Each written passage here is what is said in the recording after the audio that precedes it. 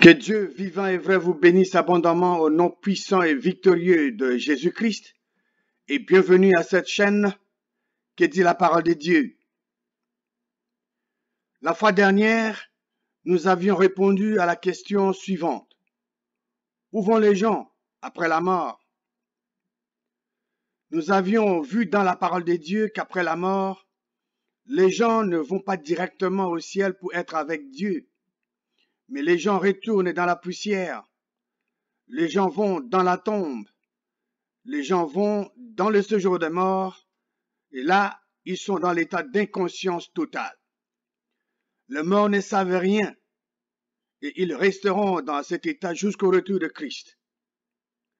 Tous ceux qui sont morts, depuis Adam et Ève, sont dans le séjour des morts, à l'exception de notre Seigneur et Sauveur Jésus-Christ, qui a été ressuscité des morts par Dieu Tout-Puissant, et qu'il a fait asseoir à sa droite dans le lieu céleste. Comme je venais de le dire, les morts resteront morts jusqu'au retour de Christ. Dieu enverra Jésus-Christ un jour sur cette terre quand il voudra pour qu'il y ait résurrection des morts et la victoire finale. Dieu seul connaît le jour où il enverra Jésus-Christ sur cette terre. Jésus-Christ lui-même ne sait pas quand est-ce que son Père, Dieu, va l'envoyer sur cette terre. Aujourd'hui, nous allons répondre à la question suivante. Est-ce que les morts peuvent-ils communiquer avec les vivants? La parole de Dieu va répondre à notre question.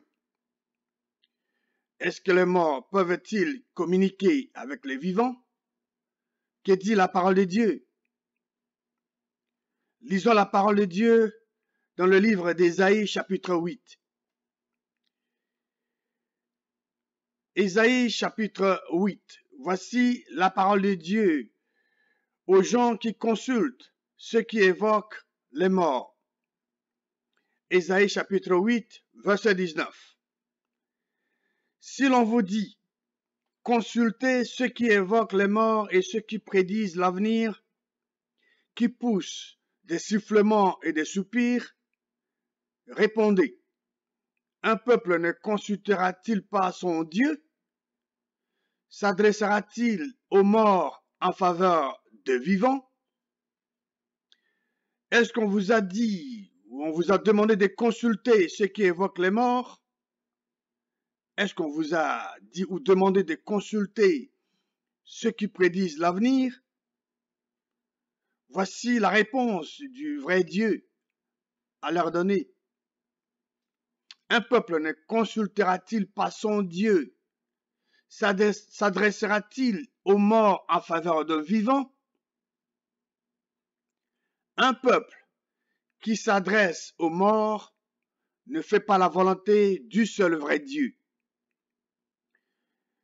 Ésaïe 8, 19 nous dit la volonté du vrai Dieu concernant les gens qui consultent ceux qui évoquent les morts. La réponse est là. La réponse qu'il faut leur donner est simple. Répondez. Un peuple ne consultera-t-il pas son Dieu? S'adressera-t-il aux morts en faveur des vivants?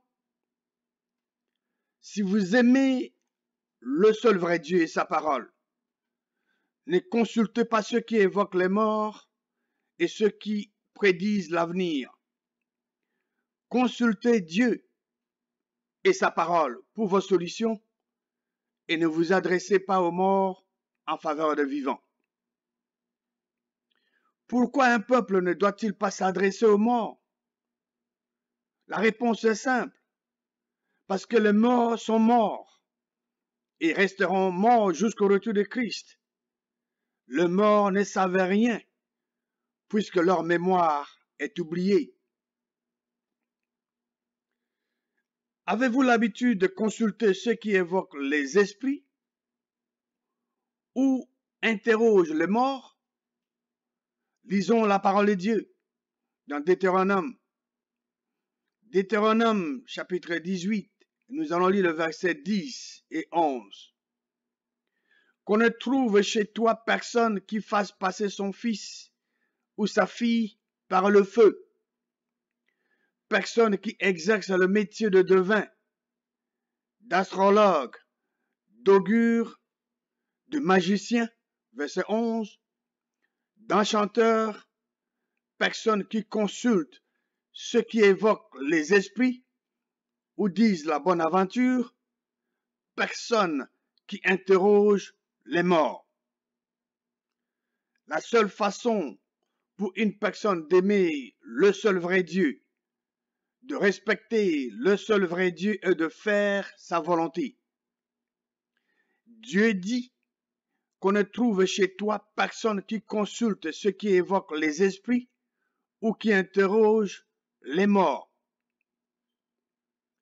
Si vous ne voulez pas être en abomination à l'Éternel, ne consultez pas ceux qui évoquent les esprits ou interrogent les morts.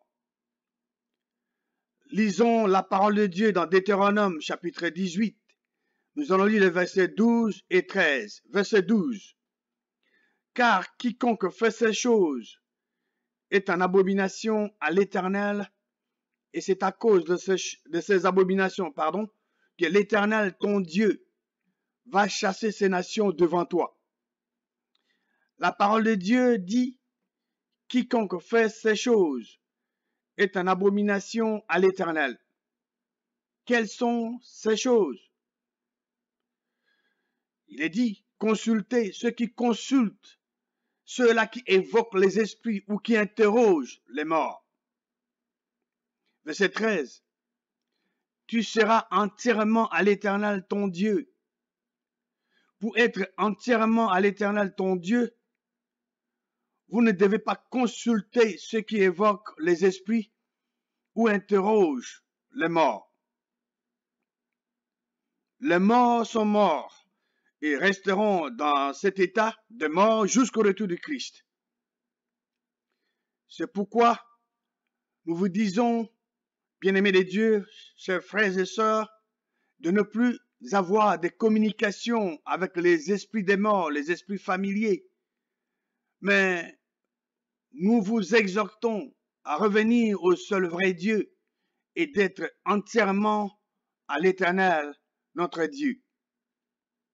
La consultation de ceux qui évoquent les esprits ou interrogent les morts avait causé la mort du roi Saül et de ses enfants. Allons dans le livre de 1 Samuel, chapitre 28. 1 Samuel 28, et lisons le verset 3. Samuel était mort, tout Israël l'avait pleuré, et on l'avait enterré à Rama, dans sa ville. Saül avait ôté du pays ceux qui évoquaient les morts et ceux qui prédisaient l'avenir. Ici, le roi Saül marchait avec le vrai Dieu. Le roi Saül était en communion parfaite avec le Père Céleste et il faisait la volonté de son Père. Qu'est-ce qu'il a fait? Il a ôté du pays ceux qui évoquaient les morts et ceux qui prédisaient l'avenir. Parce que ce que ces gens faisaient était contraire à la volonté du vrai Dieu. Donc, quand le roi David marchait avec le vrai Dieu, la parole de Dieu dit que Saül avait ôté du pays ceux qui évoquaient les morts et ceux qui prédisaient l'avenir. Mais maintenant, nous allons lire le verset 7. Lisons le verset 7 de 1 Samuel, chapitre 28. Verset 7. Et Saül, le roi Saül, dit à ses serviteurs, cherchez-moi une femme qui évoque les morts, et j'irai la consulter. Ses serviteurs lui dirent, voici à Endor, il y a une femme qui évoque les morts. Qu'est-ce que Dieu avait dit en Ésaïe 8, 19? Ne consultez pas ceux qui évoquent les morts. Saül avait ôté ces gens-là du pays, ceux-là qui évoquaient les morts et qui prédisaient l'avenir. Mais non, il cherche la femme qui consulte, qui évoque les morts. Saül, le roi Saül, n'était plus en communion avec le vrai Dieu. Saül avait perdu sa communion, sa connexion avec le vrai Dieu. Donc la consultation de cette femme d'Endor, qui était possédée par un esprit familier, a eu de graves conséquences pour la vie du roi Saül. Ayant perdu sa communion avec le vrai Dieu par désobéissance à la parole de Dieu, Saül avait cédé aux suggestions de Satan. Satan avait mis des idées dans l'intelligence du roi Saül parce qu'il savait qu'il pouvait influencer le roi Saül par un esprit familier et ainsi non seulement causer la mort de Saül, mais la mort de ses fils, la destruction de l'armée d'Israël et le malheur de toute la nation. Est-ce que les morts peuvent-ils communiquer avec les vivants? La réponse est non. N-O-N. Les morts sont morts et resteront dans cet état de mort jusqu'au retour de Christ. Les gens qui consultent ceux qui évoquent les esprits et interrogent les morts ne font pas la volonté du seul vrai Dieu. Cette pratique peut causer des conséquences graves dans la vie d'une personne. Le roi Saül, qui avait perdu la communion avec le vrai Dieu, était allé consulter la femme d'Endor qui évoquait les morts, et cela avait causé sa mort, celle de ses fils, la destruction de l'armée d'Israël et le malheur de toute la nation. C'est pourquoi le vrai Dieu ne veut pas que les gens, et particulièrement ses enfants, s'adressent aux morts en faveur des vivants, et qu'ils ne consultent pas non plus ceux qui évoquent les morts. Nous devons plutôt être entièrement attachés au seul vrai Dieu et à sa parole, les consulter lui seul pour trouver des solutions à nos problèmes. Que Dieu vivant et vrai vous bénisse abondamment au nom puissant et victorieux de Jésus-Christ.